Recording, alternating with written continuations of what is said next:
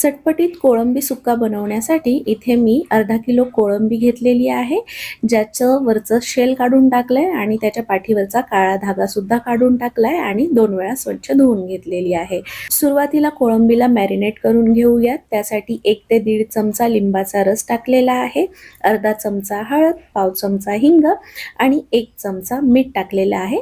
याला व्यवस्थित मिक्स करून घ्यायचं आणि बाजूला ठेवून देऊयात। आता मी तुम्हाला मिक्सर जारमध्ये आपल्याला जी मसाल्याची पेस्ट बनवायची आहे ती दाखवते। त्यासाठी एक छोट्या खोबऱ्याचा तुकडा घेतला होता, 8 ते 10 लसणाच्या पाकळ्या, 1 इंच आलं आणि कोथिंबीर घेतलेली होती। त्याला आपल्याला कच्चंच वाटून घ्यायचं आहे। पहा, मी थोडंसं पाणी टाकून याची पेस्ट बनवलेली आहे। याला आता बाजूला ठेवूया।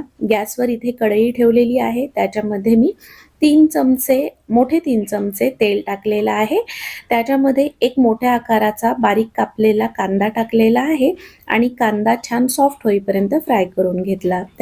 एक मोठ्या आकाराचं बारीक कापलेलं टोमॅटो याच्यामध्ये टाकून ते सॉफ्ट होईपर्यंत ते सुद्धा फ्राय करून घेतलं। कांदा टोमॅटो लवकर सॉफ्ट व्हावा म्हणून पाव चमचा मीठ टाकलं, 1.5 चमचा कांदा लसूण मसाला, 1 चमचा मीठ मसाला आणि अर्धा चमचा मिरची पावडर टाकली। याला छान 2-3 मिनिट फ्राय केल्यानंतर आता आपल्याला याच्यामध्ये मिक्सर जारमध्ये वाटून घेतलेलं वाटण टाकायचं आहे आणि याला सुद्धा 2 ते 3 मिनिट छान असं हाय गॅस फ्लेमवर फ्राय करून घ्यायचं आहे।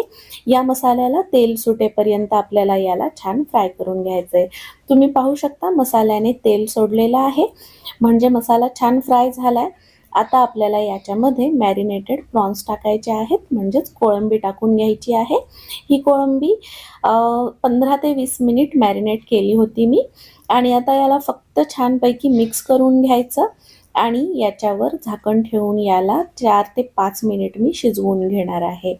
कोळंबी मोठ्या आकाराची असेल तर 4 ते 5 मिनिटात व्यवस्थित शिजते, लहान आकाराची असेल तर 2-3 मिनिट पुरेसे होतात। पहा, मी झाकण ठेवलं कोळंबीवर, पाणी अजिबात टाकलेलं नाहीये। कोळंबीला भरपूर पाणी सुटतं, त्यामुळे पाणी टाकायची गरज नाहीये। तुम्हाला ग्रेव्ही बनवायची असेल तर पाणी तुम्ही टाकू शकता। 3 ते 4 मिनिट मी याला लो गॅस फ्लेमवर शिजवलं आणि आता मी याच्यामध्ये बारीक कापलेली कोथिंबीर टाकलेली आहे। तुम्ही पाहू शकता रंग किती छान आलाय आणि चवीला अप्रतिम बनते ही सुकी कोळंबी। तुम्ही एकदा ही रेसिपी घरी नक्की ट्राय करून पहा, मला 100% खात्री आहे तुम्हाला नक्की आवडणार। तर व्हिडिओ शेवटपर्यंत पाहिल्याबद्दल खूप खूप धन्यवाद। व्हिडिओला लाईक नक्की करा आणि जास्तीत जास्त शेअर सुद्धा करा। चला तर मग भेटूया पुढच्या कुकिंग व्लॉगमध्ये, तोपर्यंत स्वतःची काळजी घ्या। Till then bye bye friends.